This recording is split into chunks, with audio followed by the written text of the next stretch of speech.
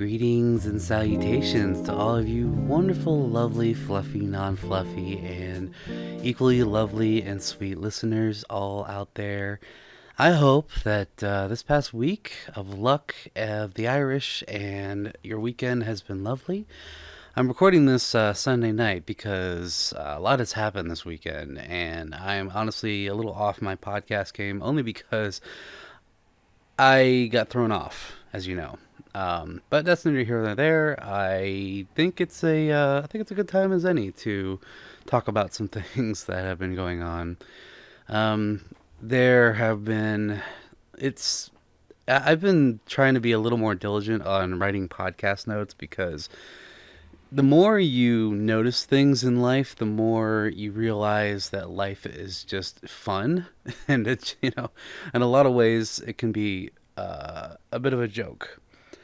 Um, one of the one of the things that I've been thinking about lately is there's there's a particular bit from comedy. A lot of you may or may not be familiar with the comedian Bill Hicks. He was an up and coming comedian back in the 80s and 90s, and he died really young. Like, he was 34 when he died, I believe. He had cancer, which is entirely tragic. Like, that's way too young to pass, but the dude was a smoker all of his life, and he didn't really take care of himself. So he ended up getting pancreatic cancer, which is really unfortunate. But then again, when you smoke most of your life, that's what you're going to get, in a lot of cases. But um, he has a he has a quote that I love about life in general and how to handle life as a basically uh, as a whole. And he says, quote, "Do not worry, do not be afraid ever, because this is just a ride." And that seems very open ended of a quote, if I'm going to be honest. Do not worry, do not be afraid ever, because this is just a ride. So, what does he mean?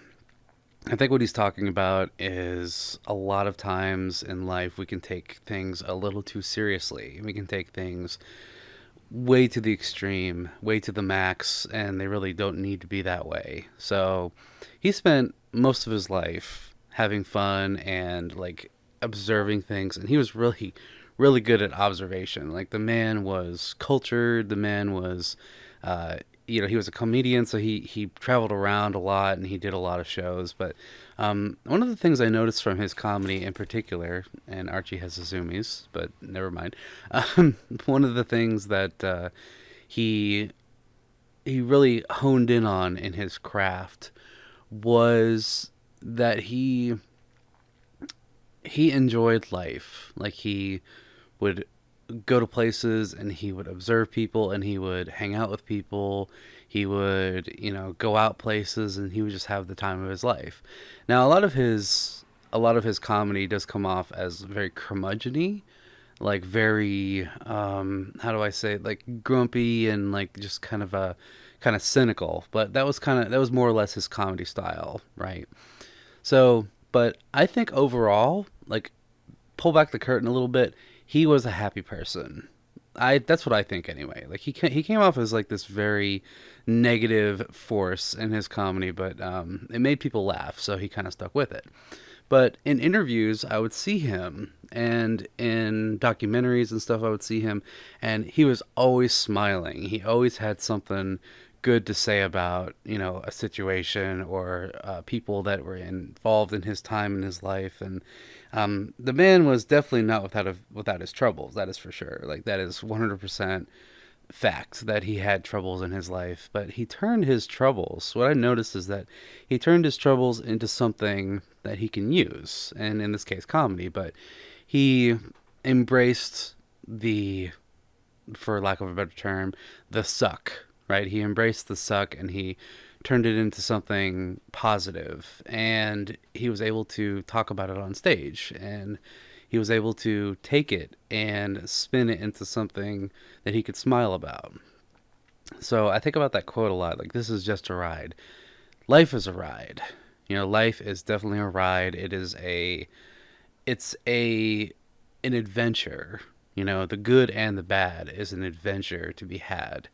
And he was definitely, I think he learned very early on that it's not about like what life deals to you, it's what you do with it, right? It's the reaction that you have to life and the approach that you give it that makes it fun and that makes it in a sense a ride. So in his analogy he's talking about it being an amusement park ride, so you know eventually it's going to be over for sure, but every situation, everything that you find yourself in, it's a season. You know, it's temporary. It's something that you go through um, just in a shorter period of time, and you're eventually going to get off the ride and get on the next one, and then the next one, and then whether or not that ride is scary or fun, it doesn't matter because you're going to get off that ride eventually. You know, so that's kind of what I thought of this past week. Like, wow, this is a reminder that oftentimes we can take life a little too seriously. We can take ourselves too seriously. And as a matter of fact, one of the figures of like a good example figure in addition to Bill Hicks of this particular concept is Conan O'Brien. Now, a lot of you listening, you may not know who that is, or you may have heard the name, or you may not be familiar with the man's history. But Conan O'Brien, late night show host, he's been on TV for 40 plus years, something like that. He was on the late night show for a long time after David Letterman, and then after that, he got offered the Tonight Show, which was a huge deal back then.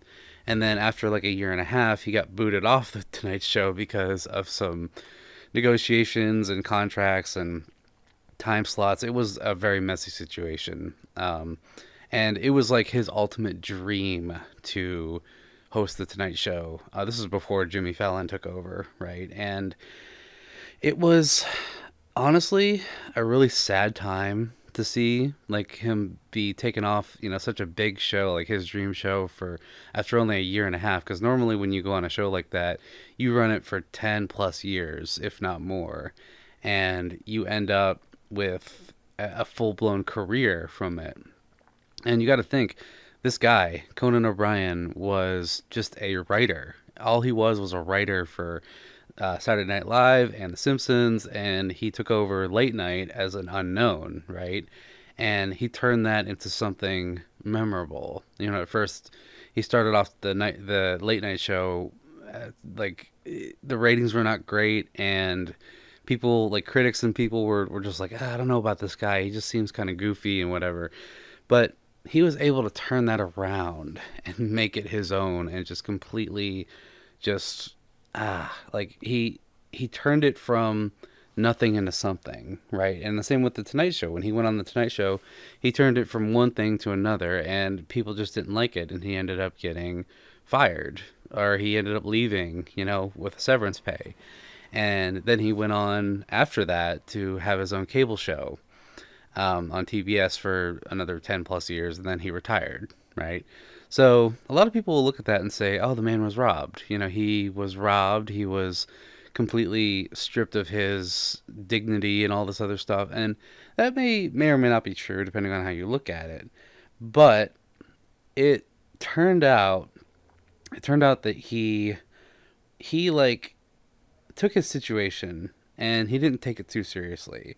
Like, of course, it hurt. It hurt really bad for him to have to leave a dream job and then move on to something else. But if you look at him as a person and look at his comedy and look at the way that he treated people, like it was absolutely just, it was inspiring. You know, he would take his opportunity with his crew, with the people, the guests that he had, and he would, you know, make it as comfortable as he could for them. He was often the butt of the joke. He made himself the butt of the joke, and he didn't, you know, he didn't let fame or fortune or any of that get to his head. You know, like he would often joke, that he was like this amazing star and da da da, but it was all a joke. Like it was a joke that he was like this really famous, well-known person, and like everybody knew him and loved him and stuff. But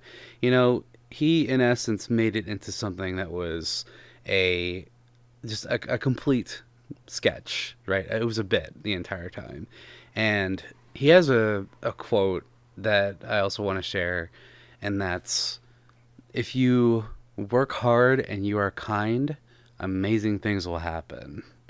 That's a quote from him. If you work hard and you are kind, amazing things will happen. And I believe he's right. I do believe he is absolutely right with his assessment of that. And I think that he did that very thing. I think he absolutely did what he was set out to do. So, why am I telling you this? It's because I think, and what I've come to realize, is that life can be fun. It can be a joke. It can be something to enjoy every single day and to smile about. And that's not something that is to be taken lightly either, right? So I want to I want to go off on a different little tangent of something that I want to talk about, but also I want to read to you. It's something that I wrote. Okay, and in order to tell you about it, I need to tell you about a movie that actually turns 40 years old. 40 years old this year. Okay, the movie is The Breakfast Club.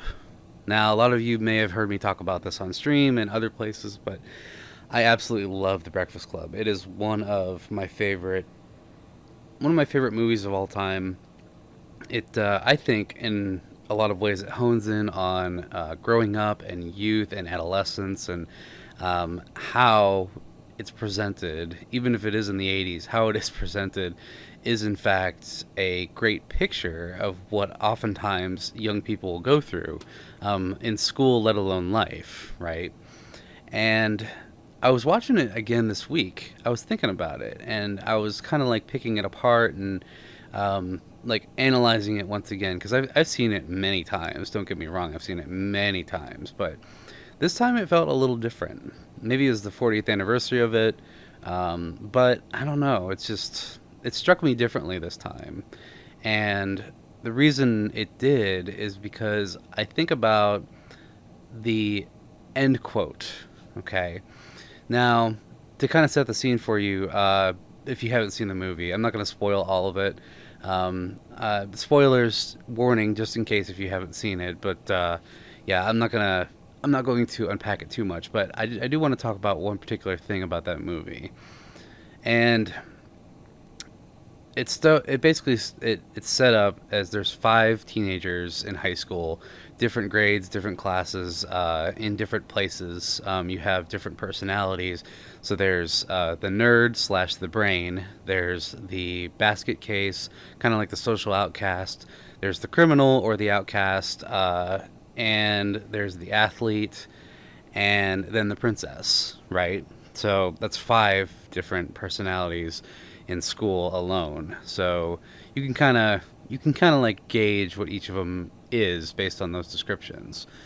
So these five are stuck in detention for an entire Saturday, like talking like 7 a.m. to like 5 p.m. or whatever time slot it is, and they have an entire Saturday where all they're doing is just sitting in a room, and they have to write an essay about who they are. Right? They have to describe to the vice principal Vernon who they are, and each of them has to write like 1,000 words or whatever the heck it is of who they think they are, who they perceive themselves to be. So that's the long and short of it. A lot of things happen in the movie.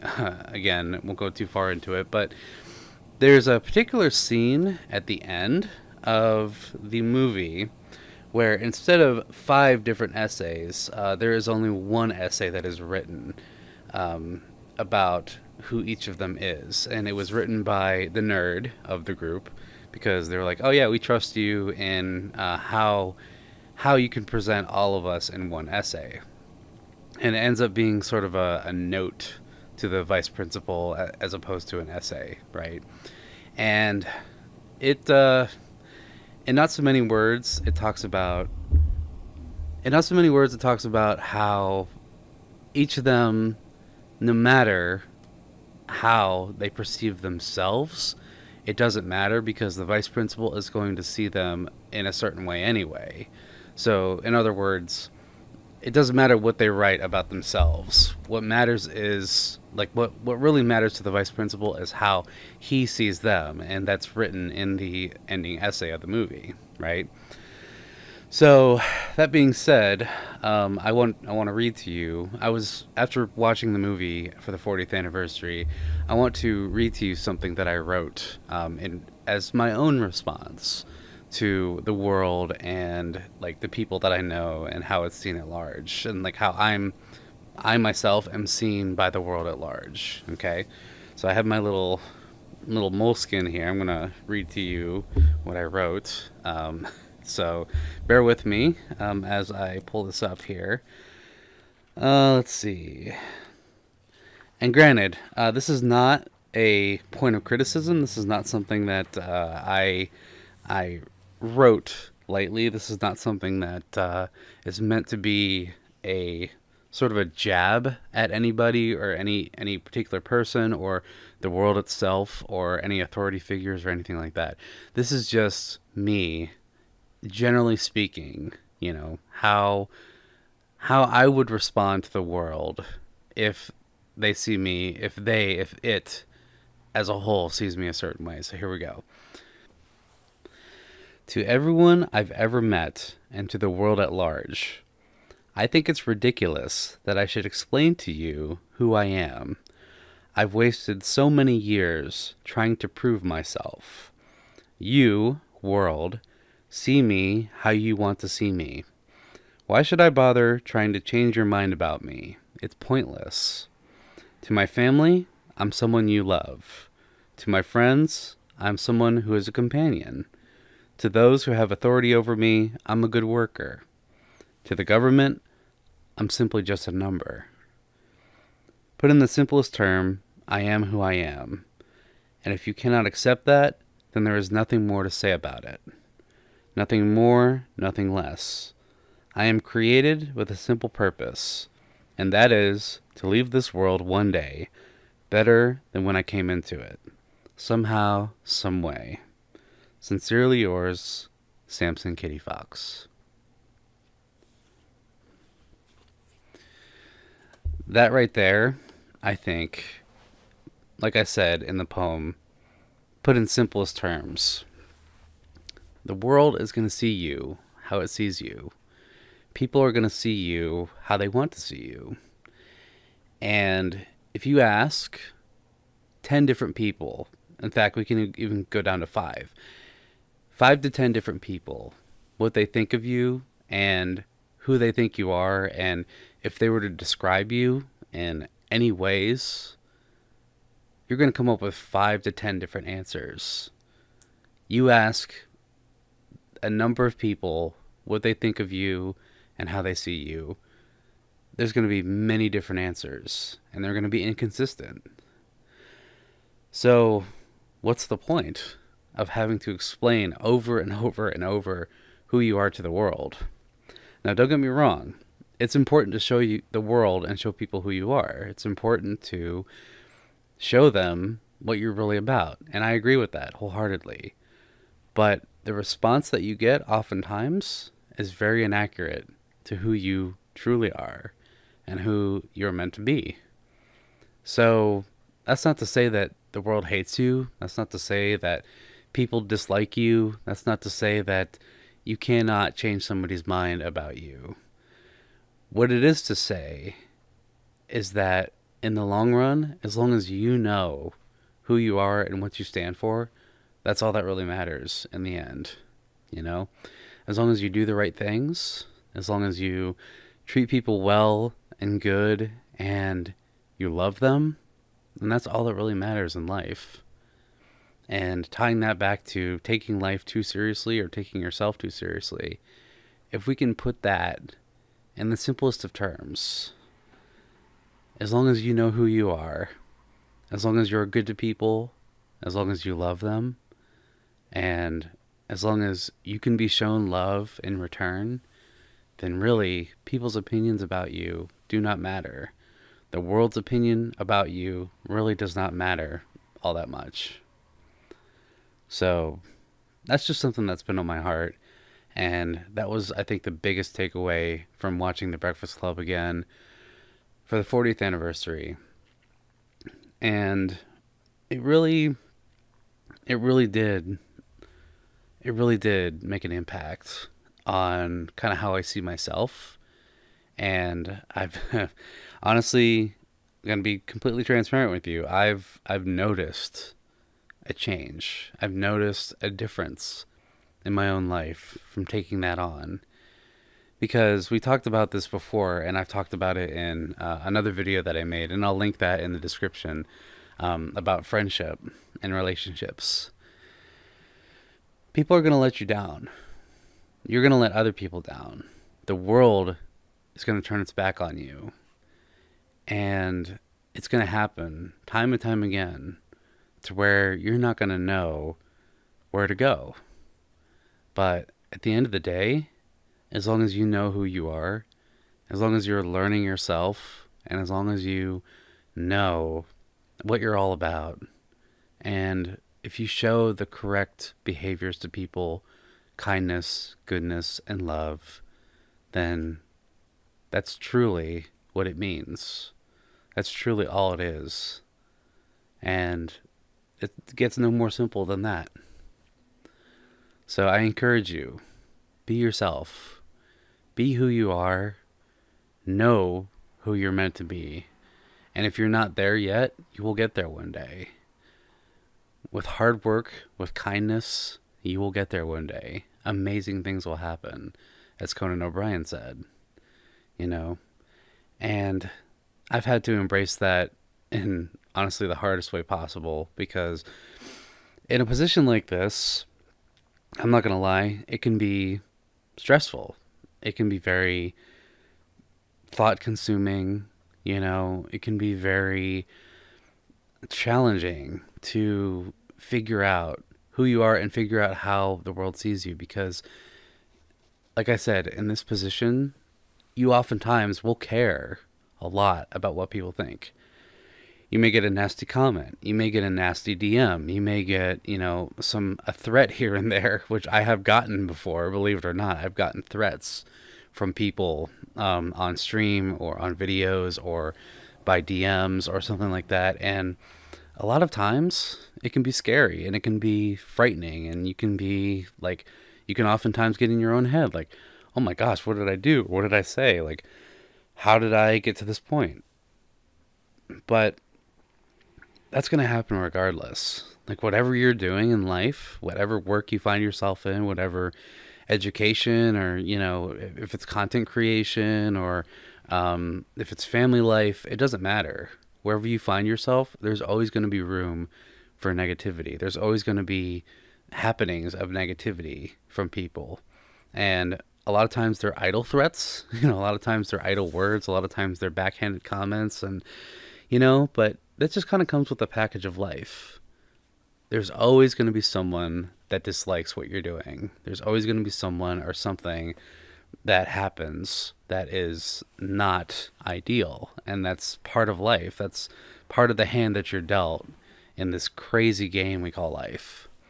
So having to weed through the negative comments, the negative DMs, being like, finding yourself in that place where oftentimes you won't know what to do, or you won't know how to respond. Sometimes the better thing to do is to not respond at all. Sometimes the better thing to do is to wade through it in the best ways that you know how. And if you need to respond to something, then do it with love and grace. Do it with understanding of the other person. Do it with dignity. You may lose face here and there, and that's okay. Sometimes we lose face in a situation, but it doesn't have to stay that way, And I've had to think about that a lot. Like, with with someone who doesn't like what you do, oftentimes there are 10 other people who do like what you do and who will support you and who will be there for you. So, one bad apple does not need to spoil the bunch. You can throw it out. You can move on, you know? And that's what I got from that movie. That's what I got from those quotes that I just shared with you is don't take things too seriously. Don't take yourself too seriously because at that point then you become self-conscious. Then there's room for doubt. There's room for like lack of improvement and it can often stump your growth in content creation, school, work, whatever, you know. When you let those things get to you. And as Nick Wilde said in Zootopia, don't let them show that they get to you. Don't show that they get to you. You know, because a lot of times that's what people want. They want that reaction. They want to get inside your head. They want to rule your thoughts and your emotions. And they want to be on top of them. Don't let them do that. You know? Don't let them win. And don't let them overtake your thoughts and your emotions. So, oh my gosh. Like that. You know, sometimes your brain can sound like that. Archie, are you okay? I think something spooked him. He was looking out the window and he heard something. But anyway, so, you know, that right there is a prime example. Your thoughts can be rustling, your thoughts can be racing, your thoughts can overtake you, but they don't have to. You know, instead you can turn it into something constructive. I oftentimes look at stand-up comedians in particular, you know, who took their situations and who made them into something beautiful and something to laugh about.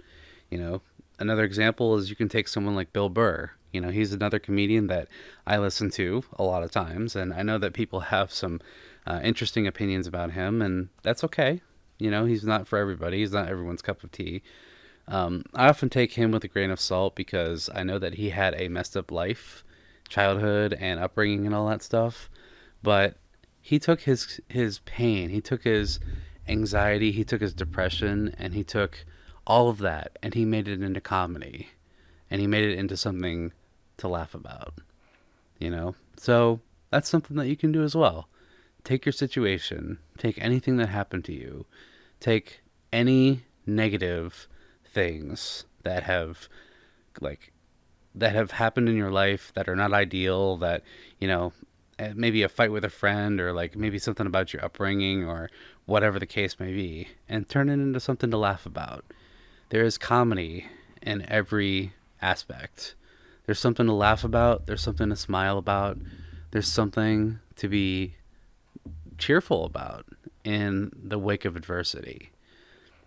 Now I'm pulling out all these quotes, but you know, another quote that just came to mind is from Ricky Gervais, and that is, he says, quote, "If you can laugh in the face of adversity, then you'll be bulletproof.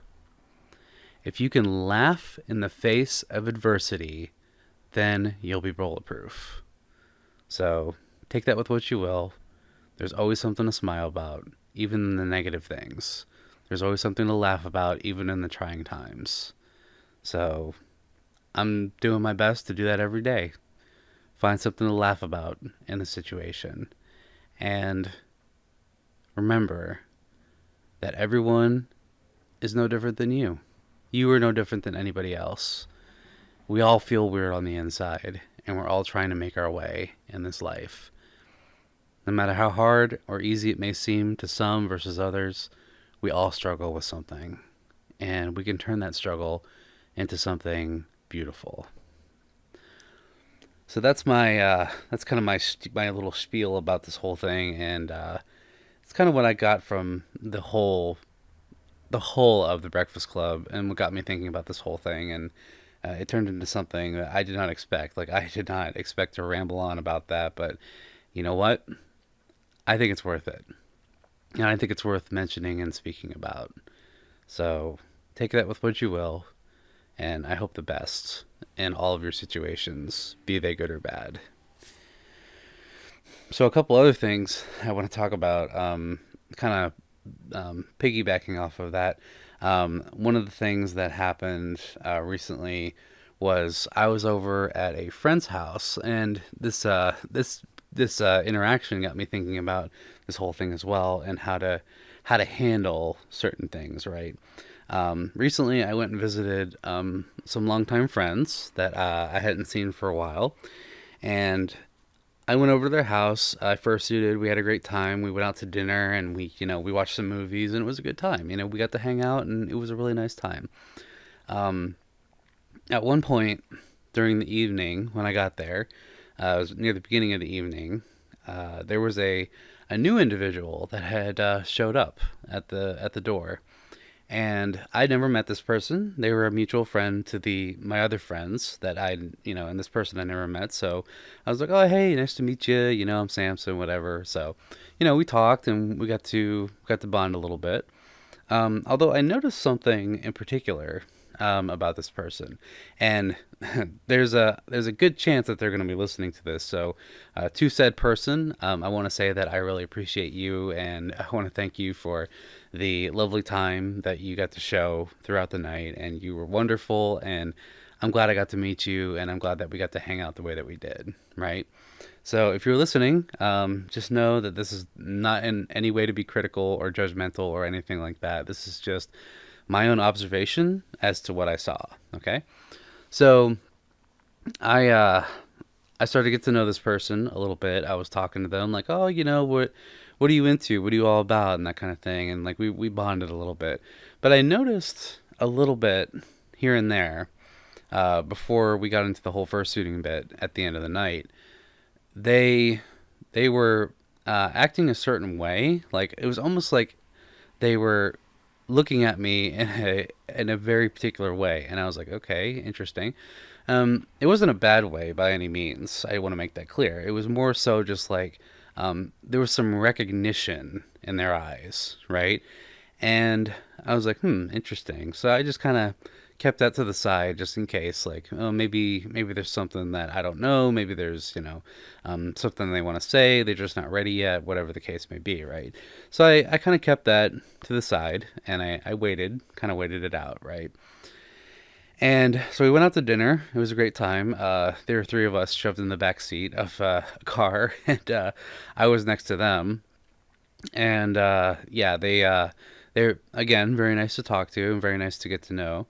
And throughout dinner, we chatted it up a little bit. We talked about things, and I at one point during dinner brought up live streaming and YouTubing and all that stuff because one other person at the table had asked me about it. They were like, "Oh, so what do you do on these streams? What was your stream like on Friday? What did you get into and that kind of thing?" So I started talking about it, and I started, like, "Oh, this happened, and we had a great time. I fursuited, answered questions on stream and all that kind of thing, and just telling some interesting stories about my time on YouTube and Twitch, right?"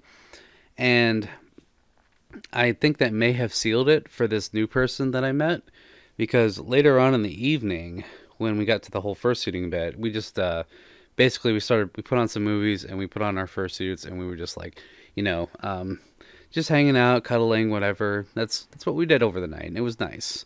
So it wasn't until I got to my tote in the place, I got to my fursuit tote, and everybody was getting their fursuits out, and I pulled mine out, and I put it on the couch, and getting ready to suit up, and then this new person whom I just met was like, "Oh my gosh, you're Samson." I was like, "Yeah, that's me." And they were like, "I I can't believe it. I thought that the voice was familiar." And I'm like, "Oh, okay." So apparently they were trying to place my voice. Like they had heard my voice before and they were like, "Is this that person? Is this who And then they saw my fursuit and it's just like, whoa.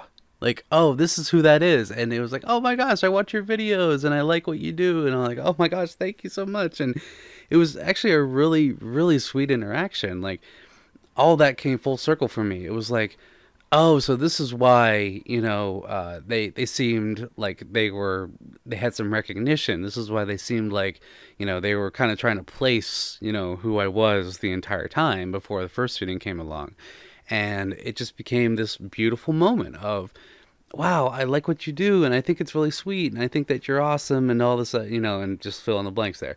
But I was like taken aback. I was like, oh my gosh, this is something. Like, here we are in my friend's place, and we're just hanging out and having a good time, and they happen to be mutual friends with my friends, and then it just became this like this new thing of like, I know who you are and I recognize you, and we hugged, and it was like, oh my gosh, it's so nice to meet you, it's nice to meet you too. And like, we got a photo together, and we got to hang out, and we got to cuddle and stuff, and it was great. It was absolutely fantastic just being able to kind of sort of break down that barrier.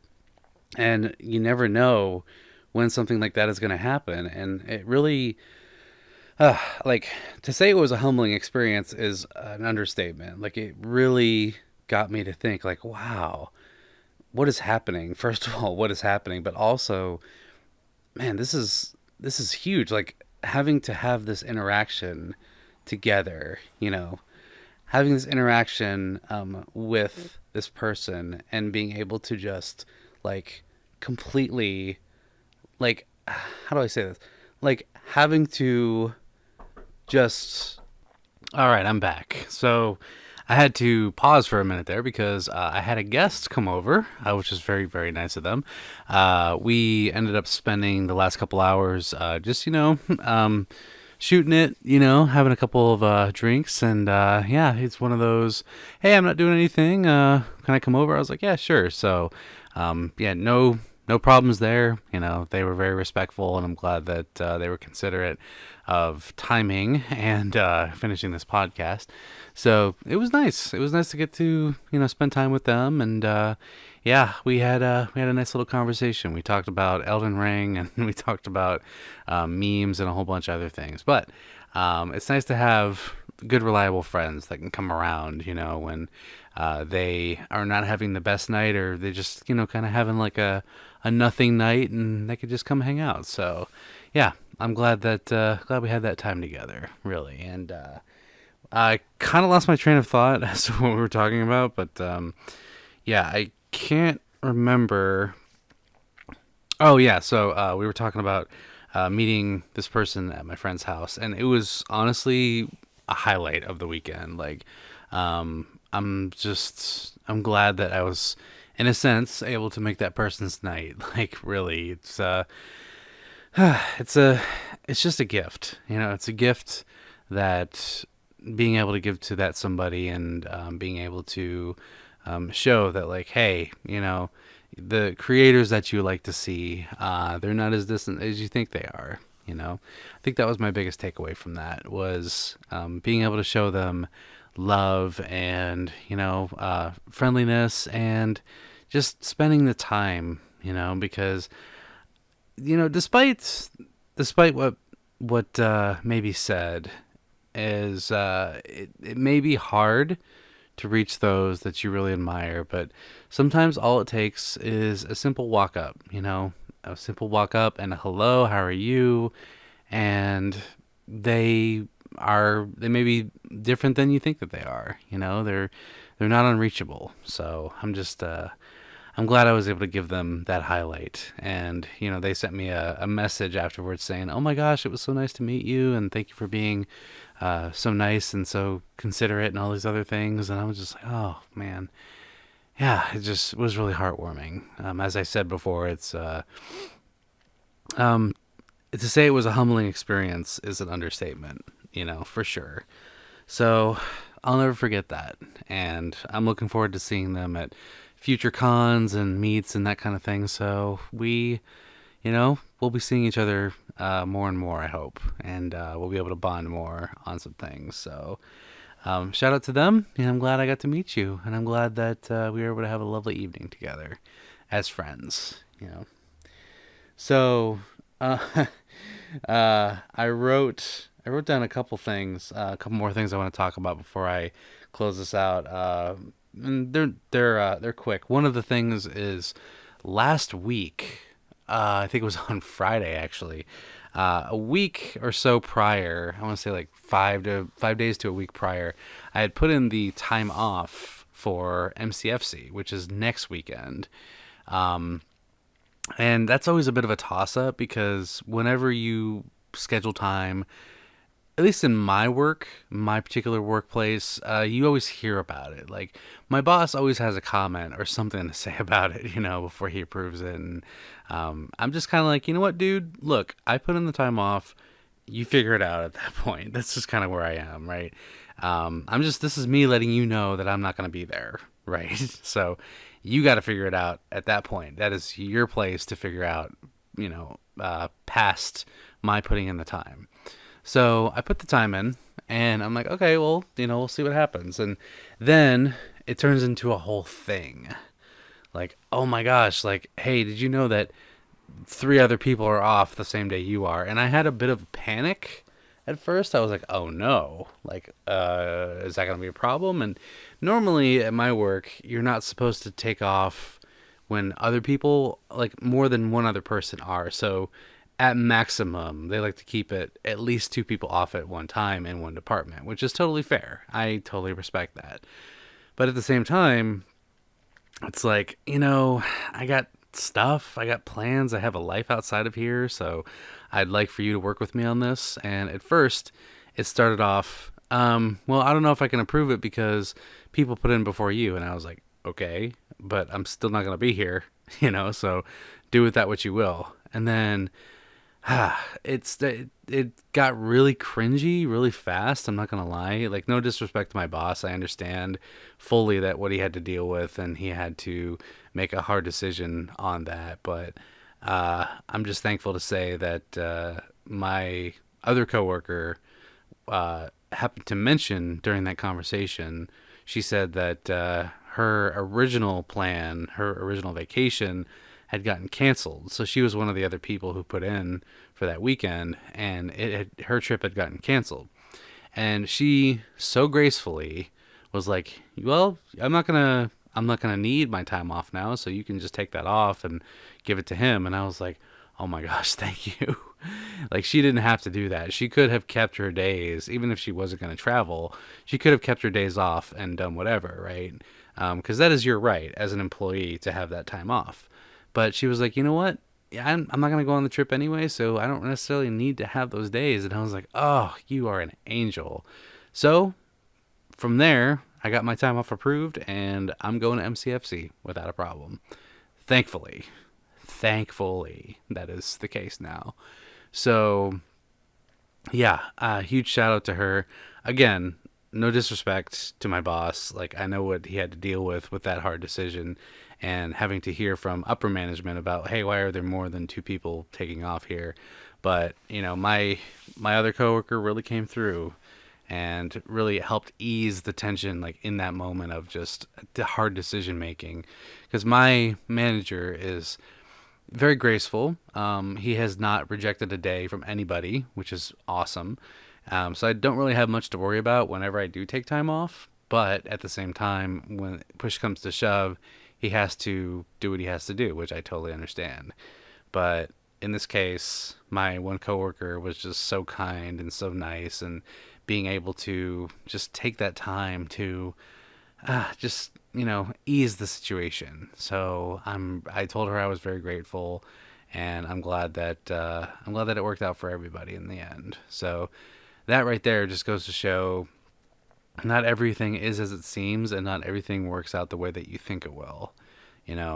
Sometimes someone can surprise you and just swoop in, and they can be like a really helpful resource. So shout out to my coworker for being so helpful and honest. And she could have very well like held back and just kept her days, but she didn't. She was like, you know what, I don't need them, so it's all yours.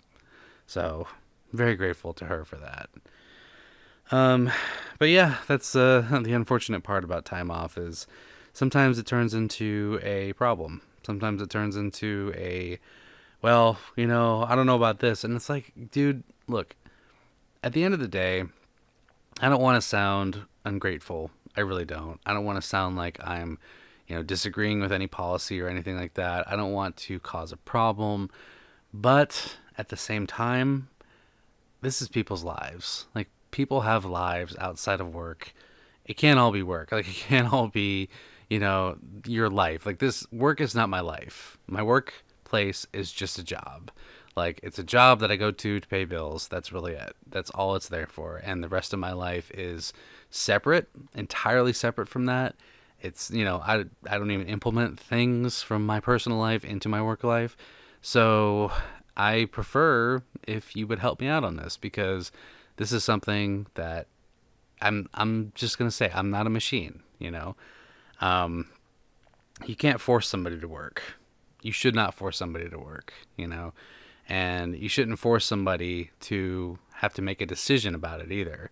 And it's one thing if you're being lazy or if you're not doing your job, that's one thing. But if it's something that you do properly, you put in the time and you want to take the time to do the things that you need to do outside of work, then it shouldn't be a problem. And that's just my take on it. So, yeah, I doubt my boss is ever going to hear this, and it probably won't make a heck of a lot of difference anyway, but, I'm okay. I'm okay with that. I'm okay with, I'm totally okay with being like, I really don't agree with the fact that I have to be expected, to have to be expected to sacrifice my own time that I need off for something, and at that point, I'm just like, time off is a courtesy. It's me letting you know that I'm not going to be there. And whether or not that is paid time off or not, that's totally up to the company to decide. But I'm still going to live my life either way. And that's the stand that I'm taking.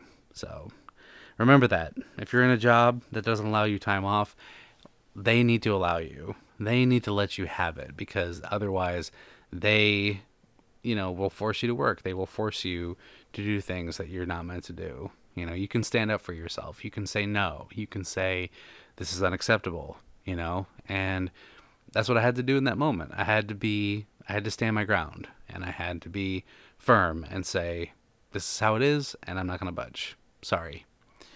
So thankfully, it all worked out in the end, and we didn't have to have that conversation. But, at the end of the day, it's going to work out for everybody. And, before we close this out, I do want to tell a quick story about something that happened today, actually. And this is another little tidbit about standing your ground, right? So it's very rare that I get house calls from people. So sometimes I'll get Jehovah's Witness at my door, or Mormons, I guess. Well, the last visit that I got was, I believe they were a Mormon couple. Very sweet. They gave me a little flyer, which was really nice of them. And they asked about, like, faith in that. And I already told them, yeah, I have faith. I go to church, all this other stuff. And they were very, very kind. And we had a nice little conversation. But that was then, that was, I'll say, like a couple weeks ago that happened. But today was different. Here's the thing. When someone comes to your door and they are selling something, you can pretty much tell immediately. And I'll give you some little pointers as well to figure out what exactly they're looking at and looking for. So I get a knock at my door. It's like the that knocking, and I'm like, uh-oh, someone's here. I can already tell that someone's already here to, try to coax me into something. And sure enough, it was. So I opened the door, and there's this individual standing there. This is today, mind you, this happened. There's an individual standing there, and he's got a little, I call it a squawk pad, like a squawk pad, but they're like little PDA, handheld devices, kind of like what Amazon drivers use. I call them squawk pads because that's a reference to Cyber Chase. If any of you remember that show from the early 2000s, that was a good show. But anyway, I digress. He's got a hat, he's got a name tag, he looks like a gas reader meter, okay? He looks like the guy that will go up and read your gas meter and then leave, you know? He looks like he works for the electric company or something. And I'm reading his I opened the door, I was like, hello? And he was like, hi, is this so and so? And I'm like, yeah, he lives here. And that's me, right? And then he's like, I'm just curious about your electric bill. You haven't responded to something right away, right out of the gate. I know that this guy does not work for the electric company or the power company that I subscribe to and I pay my bills with. He does not have the logo. He does not have the name. Nothing. There was nothing on his person or on any information on his uniform that says this. And it looks like he works for a third party company, like just based on his uniform. I'm like, okay, so that's how they get you. First thing he says is you haven't responded to something with your electric bill, and I'm like at first I was taken aback, but then in my head I was like, wait a second. I know that's BS because I know that I paid my power bill. Like I know I paid my electric bill. So right off the bat, you are not starting off great. I knew what this was immediately. He told me, like, you didn't respond to something, with the electric company on. And I'm just like, uh-huh, okay. It only took like a half a second before I realized this dude's up to something, right? And so he was like, can you do me a favor? Can you pull up your electric company account? And I'm like, okay. So I oblige. I get my phone and I log into my account and I show, yeah, my bill's paid. Here you go. What else do you want? And in a nicer way, but that's essentially what I said. And he was like, here, let me show you. And he shows me like the play by play of my bill of like how much I'm paying. And I'm like, yeah, so there's an extra charge here, for energy, and you can this is what you're paying when you actually should be paying this. And I'm like, yeah. And he's like, and I didn't even let him go into his spiel. I knew he had a whole speech planned. Like he was ready to he was ready to unload on me about what he was going to sell. And I wasn't having it, right? So I should mention, as I'm standing there pulling up my electric account to show him that I paid my bill, just to kind of like prove to him, like, well, I didn't have to prove anything to him, but I was like, you know what, this is what you're dealing with. What do you want? It's kind of like, that whole vibe of just being like, I don't know what you're selling me, and frankly, I don't care that much. As I'm pulling it up on my phone, I'm standing there in the doorway and I'm looking for my bill that I paid, and he starts looking around in my apartment. This is how salesmen get you, okay? They're very personable, or they try to be. He starts looking around and he's like, oh, you like Pokemon? And I'm like, no, not really. I was lying, you know? And he's like, oh, is that Bulbasaur? And I'm like, yeah, that was a gift. He's like, oh, okay. And he's like, oh, I see you really like Bluey. And I was like, yeah, I do. I just kind of like the whole time that he's saying these comments, I just look up from my phone, death glare, and I'm like, yeah, I like Bluey. And then I look back at my phone looking for the stuff, and then and then he's like, yo, so you're like a collector, right? And I'm like, essentially. I'm just giving him these like really short one word answers, like just to show I'm not having it. Like, dude, I don't need you coming in here and telling me about what I like and what I don't like, and furthermore, telling me how I should pay for my electricity. Okay, that's the energy I'm giving to him without saying the words, right? And then he was like, so and this is the this is the line that really got me. I had to write it down because it was so funny. He's just like, so are you like a furry collector?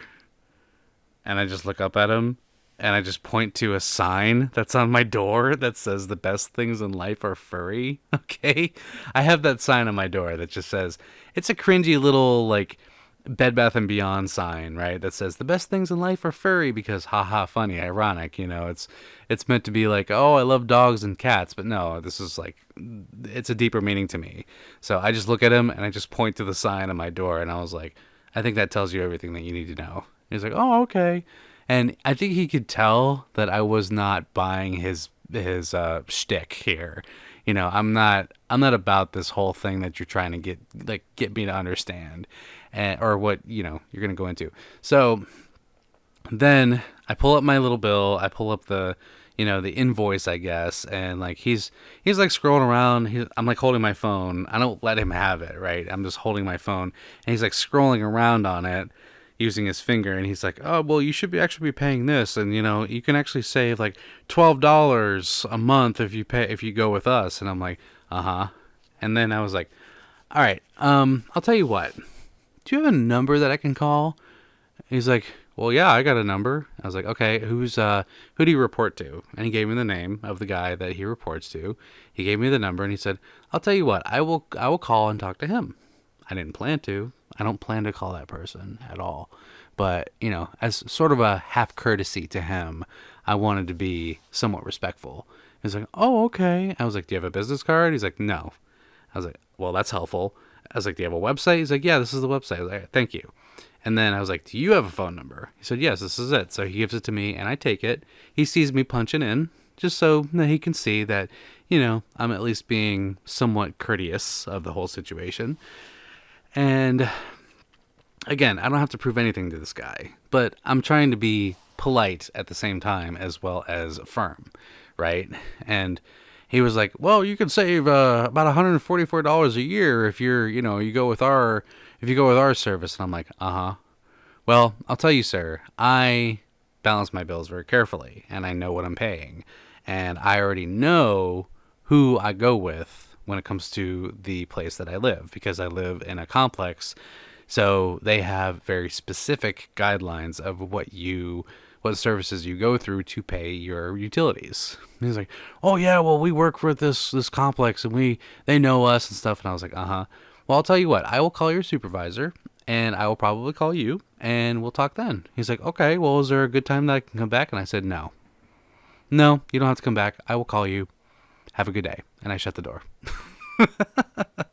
And I was just like, "Have a good day." And I was shutting the door, and I think he said something under his breath. Like, I heard something along the lines of a cuss word under his breath.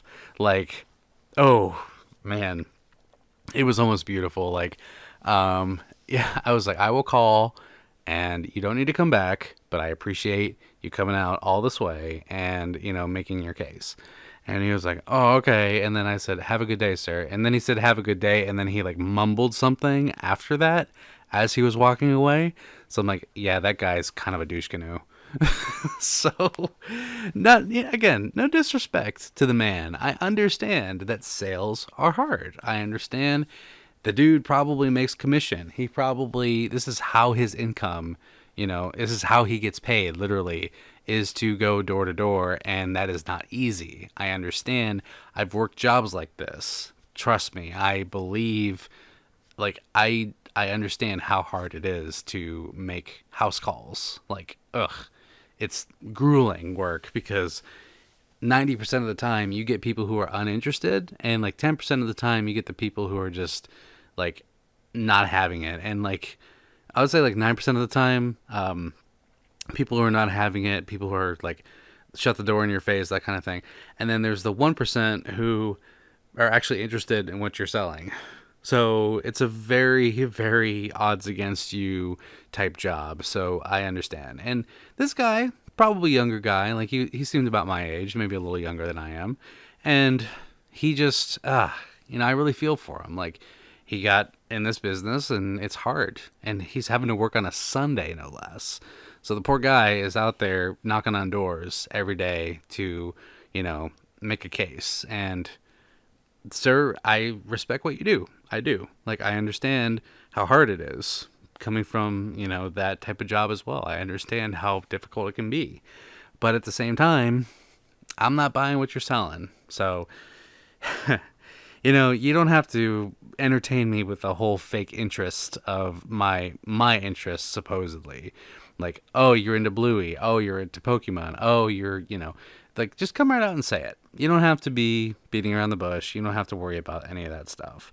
Just come right out and say it, and I will tell you whether or not I'm interested. And if I say no, you don't have to egg me on. You can just say okay and walk away, and that's it." right? Because really, once someone's mind is made up, their mind is made up. Then that's all there is to it. So that was interesting.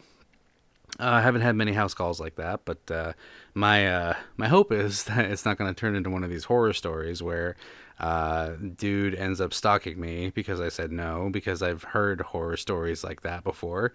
Someone comes to their house, sells something, and then they end up like becoming a stalker or becoming some sort of a weird, obsessed, individual. And it may sound ridiculous, and it is ridiculous, but it does happen. I have heard horror stories of this very type of thing. So, yeah, hopefully it doesn't turn into that, because he obviously knows where I live. So, if it does turn into that, then legal action will have to be taken. I don't think it'll ever come to that. But if I see him again, knocking on doors in my building or, in the local area, then I'll just give him an up nod, just like, hey, what's up? And then just move on. And we move on with our lives, and that's it. So, and, that's a good little way to show you should stand your ground no matter what. And things will work out the way that they should. Stand your ground, say no, know what you want, and know what you need. Okay? So, I think that's the podcast. I think we're gonna end it here. But I just hope that what we talked about tonight really resonates. I hope that even with the obscure reference of something like The Breakfast Club can serve as a good reminder that you don't owe the world anything. You don't owe the world even an explanation of who you are, because you can talk and talk and talk, and you can try and prove to others who you are and what you're all about. But at the end of the day, the world is going to see you just the way that it wants to. And 9 times out of 10, it's probably not going to be accurate. So also remember, as we said before, but it's a good reminder and I love it. If you work hard and if you're kind, amazing things will happen. Remember those words from Conan O'Brien. Those fateful and also encouraging words. Fateful because they do seal a lot of fate in lives, and they do seal a lot of destiny, but also encouraging because it is true. If you can show kindness, and if you can show love, and if you can be good to people, then amazing things will happen, So, in that note, I want to leave you with the encouragement that I usually do. And that is, remember the phrase, sic Parvis Magna. Remember greatness from small beginnings. Remember where you started and where you came from, your origins, and those who brought you up versus those who continue to stand by you to this day. They are all there to be of great purpose for you. The purpose that you are fulfilling right now is the path that you're meant to walk right now. And in the same way, remember to always be you, be yourself, no matter what the world says. Don't let anyone ever tell you who you can and can't be, or what you can and can't do, and they're going to think that the way that they are about you no matter what. Either way. So make sure that you show your best self all the time. And there has never been anyone like you in this world. There will never be anyone like you in the future, and there's no one like you right now. So only you can do the things the way that you can, the way that you do best, and no one can ever take that from you. So until next time, this is Samson Kitty Fox. Thank you all for listening. Thank you for being so loving and supportive, and for letting me do this every single day. It's because of you that I can do this, and that I get to. Not because I have to, but because I get to. And I have you to thank for it. So, until the next episode, I love you all, and I will catch you next time. Bye-bye. Bye. Meow meow.